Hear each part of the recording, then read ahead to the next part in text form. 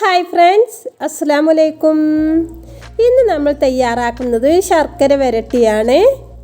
കടയിൽ നിന്നും വാങ്ങുന്ന അതേ രൂപത്തിലും ടേസ്റ്റിലുമൊക്കെ ലഭിക്കണമെങ്കിൽ ഏത് തരത്തിലുള്ള പഴമാണ് നമ്മൾ ഉപയോഗിക്കേണ്ടതെന്നും ഏതെല്ലാം പൊടികൾ ചേർത്ത് കൊടുക്കണമെന്നും ഒക്കെ നമ്മൾ ഈ വീഡിയോയിലൂടെ ഡീറ്റെയിൽസായി പറയുന്നുണ്ട്.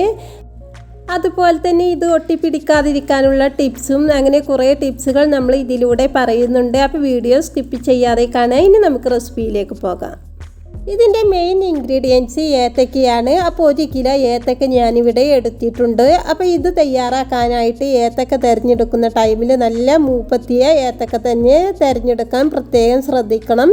അപ്പോഴുള്ളൂ നമുക്കിത് കറക്റ്റായി കിട്ടുക. ഇനി നമുക്ക് കയ്യിൽ നല്ല പോലെ വെള്ളം നനച്ചതിന് ശേഷം ഇതൊന്ന് തൊലിയൊക്കെ കളഞ്ഞെടുക്കാം.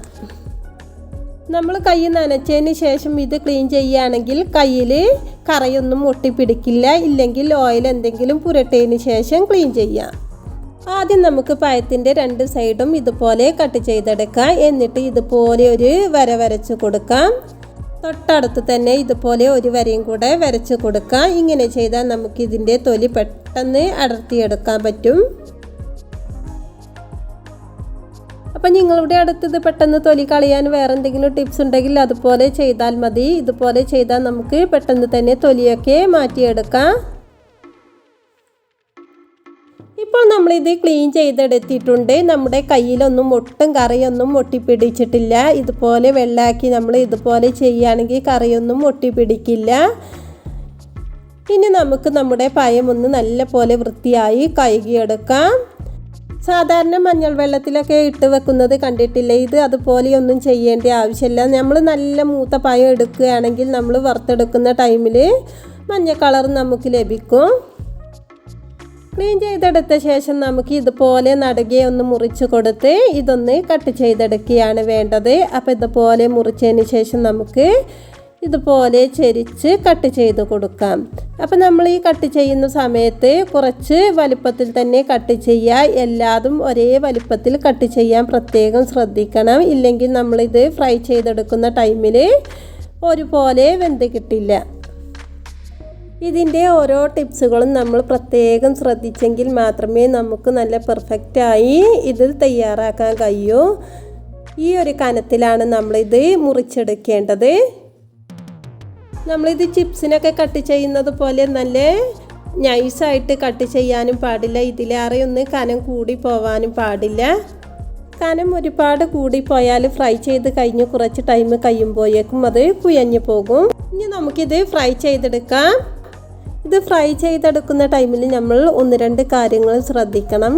അപ്പം നമ്മൾ ചട്ടി ചൂടായതിന് ശേഷം അതിലേക്ക് വെളിച്ചെണ്ണ ഒഴിച്ച് കൊടുക്കുക. വെളിച്ചെണ്ണ ഒഴിച്ച് കൊടുത്താലാണ് ഇതിൻ്റെ കറക്റ്റ് ടേസ്റ്റ് നമുക്ക് ലഭിക്കൂ.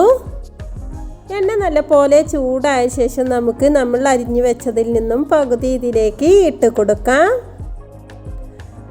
അപ്പം നമ്മൾ ഇട്ട് കൊടുക്കുന്ന ടൈമിൽ നല്ല പോലെ ചൂടായതിനു ശേഷം ഇട്ട് കൊടുക്കുക. എന്നിട്ട് നമ്മൾ ലോ ഫ്ലെയിമിലേക്ക് മാറ്റി വേണം ഇത് ഫ്രൈ ചെയ്തെടുക്കാൻ. ഈ കാര്യം നമ്മൾ പ്രത്യേകം നോട്ട് ചെയ്ത് വെക്കേണ്ടതാണ്. കാരണം ഇല്ലെങ്കിൽ ഇത് കുഴഞ്ഞു പോകും. നമ്മൾ ഇടയ്ക്ക് ഇതുപോലെ ഇളക്കിക്കൊണ്ടിരിക്കുക. ഇത് എല്ലാം ഒരുപോലെ വേവാൻ വേണ്ടിയിട്ടാണ് ഇതുപോലെ ഇളക്കി കൊടുക്കുന്നത്. അതുപോലെ തന്നെ നമ്മൾ ഇതിലേക്ക് മഞ്ഞളൊന്നും ചേർത്തിട്ടില്ലെങ്കിലും നമുക്കിത് മഞ്ഞ കളറിൽ തന്നെ ലഭിക്കുന്നുണ്ട്. നല്ല മൂത്ത പഴം ഇതിന് നമ്മൾ എടുക്കുന്ന ടൈമിൽ എടുക്കാൻ പ്രത്യേകം ശ്രദ്ധിക്കണം. ഇത് കുക്കായി വരുന്ന ടൈമിൽ നമ്മൾ ഒരു കാര്യം കൂടെ ശ്രദ്ധിച്ചാലുള്ളൂ നമുക്കിത് എണ്ണ കുടിക്കാതെ ലഭിക്കുക. അപ്പോൾ ഇതിൻ്റെ നിറം മാറുന്നത് വരെ നമുക്കിത് ഫ്രൈ ചെയ്തെടുക്കാം. ഈ ടൈം കൊണ്ട് നമുക്ക് ഇതിലേക്ക് കുറച്ച് അരി വറുത്തെടുക്കാനുണ്ട്. അപ്പോൾ അത് നമുക്ക് ചെയ്തെടുക്കാം. ഇടയ്ക്കൊന്ന് ഇളക്കി കൊടുത്താൽ മതി. അപ്പോൾ ഒരു 1/4 കപ്പ് അരി ഒരു പാനിലേക്ക് ഞാൻ ഇട്ട് കൊടുത്തിട്ടുണ്ട്. നമുക്കിതിന് ഏത് അരി വേണമെങ്കിലും ഉപയോഗിക്കാം. മട്ടരിയോ പച്ചരിയോ ഒക്കെ ഉപയോഗിക്കാം. അപ്പോൾ ഇനി നമുക്കിതൊന്ന് വറുത്തെടുക്കണം. ഇത് നമ്മൾ നേരത്തെ വറുത്ത് വെച്ചാലും മതി. ഇനി ഇത് വറുക്കുന്നതിൻ്റെ ഇടയിൽ നമ്മൾ ഫ്രൈ ചെയ്യാൻ വെച്ചത് മറന്നു പോവരുത്. നമ്മുടെ അരി ഓരോന്നായി പൊട്ടി തുടങ്ങിയിട്ടുണ്ട്. ഇനി മുഴുവനായിട്ടും പൊട്ടിയതിന് ശേഷം നമുക്കിത് ചൂടാറാൻ വേണ്ടി മാറ്റി വെക്കാം. എന്നിട്ടിത് നമുക്ക് നല്ല പോലെ ഒന്ന് പൊടിച്ചെടുക്കണം. ഇത് നമ്മൾ എന്തിനാണ് ചേർക്കുന്നത്, എപ്പോഴാണ് ചേർക്കേണ്ടത് എന്നൊക്കെ വീഡിയോയിലൂടെ പറയാം. ഇപ്പോൾ ഇത് ഏകദേശമൊക്കെ ഫ്രൈ ആയി തുടങ്ങിയിട്ടുണ്ട്. നമ്മളിത് ഇളക്കുന്ന ടൈമിൽ ഇതിൻ്റെ സൗണ്ടൊക്കെ ഒന്ന് മാറി വരുന്നുണ്ട്. അപ്പോൾ ഈ ടൈമിലൊക്കെ നമ്മൾ ലോ ഫ്ലെയിമിൽ തന്നെ വെച്ചിട്ട് വേണം ഫ്രൈ ചെയ്തെടുക്കാൻ. നമ്മൾ ഹൈ ഫ്ലെയിമിൽ എപ്പോഴാണ് വെക്കേണ്ടത് ഞാൻ പറഞ്ഞു തരാം. അപ്പോൾ നമുക്ക് ഇതിൻ്റെ നിറം മാറുന്നത് വരെ ഇതുപോലെ ഇളക്കിക്കൊണ്ടിരിക്കുക. നമ്മളിത് പെട്ടെന്ന് ഹൈ ഫ്ലെയിമിലിട്ട് വേവിച്ചെടുത്താൽ ഇതിൻ്റെ ഉൾവശം വെന്ത് കിട്ടിയില്ല. അപ്പോൾ ഇത് കുഴഞ്ഞു പോവും. ഇതുപോലെ നിറമൊക്കെ ഒന്ന് മാറി വരുന്ന ടൈമിൽ നമുക്ക് ഹൈ ഫ്ലെയിമിലേക്ക് ആക്കി കുറച്ച് ടൈം ഒന്ന് ഫ്രൈ ചെയ്തെടുക്കാം. അപ്പോൾ ഈ ടൈമിൽ നമ്മൾ ഇളക്കിക്കൊണ്ടേ ഇരിക്കുക. ഇങ്ങനെ ചെയ്താൽ നമുക്കിത് എണ്ണ കുടിക്കാതെ തന്നെ ഇതിൽ നിന്നും കിട്ടും. ഇതുപോലെ നിറമാകുന്ന ടൈമിൽ നമുക്കിത് എണ്ണയിൽ നിന്നും കോരി മാറ്റാം. എന്നിട്ട് അടുത്തതും എണ്ണയിലേക്ക് ഇട്ട് കൊടുത്ത് ഇതുപോലെ തന്നെ ഫ്രൈ ചെയ്തെടുക്കാം. ഒരു 3 അച്ച് ശർക്കര എടുത്ത് ഇനി നമുക്കൊന്ന് ഉരുക്കിയെടുക്കണം. ഏകദേശം ഒരു 150 ഗ്രാം ശർക്കരയാണ് നമുക്ക് ഉരുക്കിയെടുക്കേണ്ടത്. അപ്പം ഞാൻ ശർക്കര ഉരുക്കിയെടുത്ത് അത് അരിച്ച് വീണ്ടും ഈ പാനിലേക്ക് തന്നെ ഒഴിച്ച് കൊടുത്തിട്ടുണ്ട്.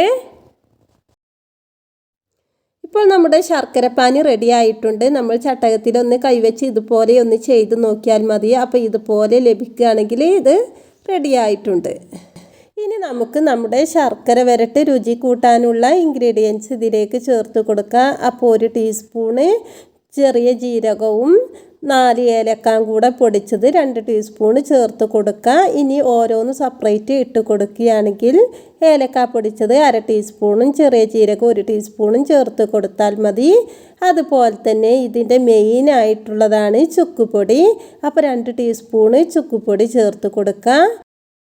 ഇനി ഇത് നമുക്ക് നല്ല പോലെ ഒന്ന് ഇളക്കി കൊടുക്കുക. ഈ ടൈമിലൊക്കെ നമ്മൾ ലോ ഫ്ലെയിമിൽ വെച്ചിട്ട് വേണം ചെയ്തെടുക്കാൻ.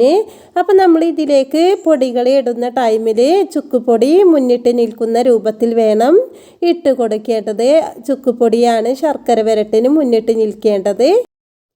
ഇനി നമുക്ക് ഫ്രൈ ചെയ്തെടുത്ത ഏത്തക്ക മുഴുവനും ഇതിലേക്ക് ചേർത്ത് കൊടുത്ത് നല്ല പോലെ ഒന്ന് ഇളക്കി കൊടുക്കാം. അപ്പോൾ ഒരു 3 മിനിറ്റൊക്കെ ഇതുപോലെ നമുക്ക് ഇളക്കി കൊടുക്കാം.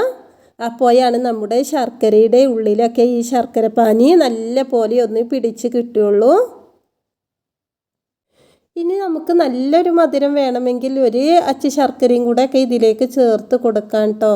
കൂടുതൽ മധുരം ഇഷ്ടമുള്ളവർക്ക് അങ്ങനെ ചെയ്യാം. ഇതൊരു പാകത്തെ മധുരം നമുക്ക് കിട്ടുന്നുണ്ട്. ഈ ടൈമിലൊക്കെ നമുക്കിത് ഒട്ടിപ്പിടിക്കുന്നത് പോലെ തോന്നും. പക്ഷേ ഇത് ഒട്ടിപ്പിടിക്കാതിരിക്കാൻ നമുക്ക് ചെറിയൊരു സൂത്രം പ്രയോഗിച്ചാൽ മതി. ഇപ്പോൾ നമ്മൾ ഒരു 3 മിനിറ്റൊക്കെ ഇതുപോലെ ഇളക്കി കൊടുത്തിട്ടുണ്ട്. ഇനി നമുക്ക് ഇതിലേക്ക് നമ്മൾ നേരത്തെ പൊടിച്ചെടുത്ത അരിപ്പൊടിയാണ് ചേർത്ത് കൊടുക്കേണ്ടത്. അപ്പോൾ ഒരു 3 ടീസ്പൂണ് അരിപ്പൊടി ചേർത്ത് കൊടുക്കുക. അപ്പോൾ ഈ അരിപ്പൊടി ചേർക്കുമ്പോഴാണ് നമ്മുടെ ശർക്കര വരട്ട് ഒട്ടിപ്പിടിക്കാതെ ഓരോന്നായി വേറിട്ട് കിട്ടുന്നത്. അപ്പോൾ ഇനി നല്ല പോലെ ഒന്ന് ഇളക്കി കൊടുക്കാം. അപ്പോൾ ഈ ടൈമിലൊക്കെ നമ്മൾ ലോ ഫ്ലെയിമിൽ വെച്ചിട്ട് വേണം കേട്ടോ എല്ലാം ചെയ്തെടുക്കാനായിട്ട്. ഇതുപോലെ ചെയ്യുകയാണെങ്കിൽ നമുക്ക് എല്ലാവർക്കും നല്ല ശർക്കര വരട്ട് വീട്ടിൽ തന്നെ തയ്യാറാക്കാവുന്നതാണ്. അപ്പോൾ ഏകദേശം 1 മിനിറ്റ് നമുക്ക് ഇതുപോലെ ഇളക്കിയ ശേഷം ഫ്ലെയിം ഓഫ് ചെയ്യാം. ഇപ്പോൾ തന്നെ നമ്മുടെ ശർക്കര വരട്ട് ഓരോന്നും ഒട്ടിപ്പിടിക്കാതെ തന്നെ നമുക്ക് ലഭിച്ചിട്ടുണ്ട്. അപ്പോൾ നമ്മുടെ ശർക്കര വരട്ട് ഇവിടെ റെഡി ആയിട്ടുണ്ട്. അപ്പോൾ നമ്മൾ ഈ പറഞ്ഞ കാര്യങ്ങളൊക്കെ ശ്രദ്ധിച്ചാൽ ഇതുപോലെ നല്ല കടയിൽ നിന്നും വാങ്ങുന്ന രൂപത്തിലുള്ള ശർക്കര വരട്ട് നിങ്ങൾക്കും തയ്യാറാക്കാവുന്നതാണ്. അപ്പോൾ ഇന്നത്തെ വീഡിയോ ഇഷ്ടമായ ലൈക്ക് ചെയ്യുക, ഷെയർ ചെയ്യുക, കമൻറ്റ് ചെയ്യുക. പുതിയൊരു റെസിപ്പിയുമായി വീണ്ടും കാണാം ഇൻഷാ അല്ലാഹ്.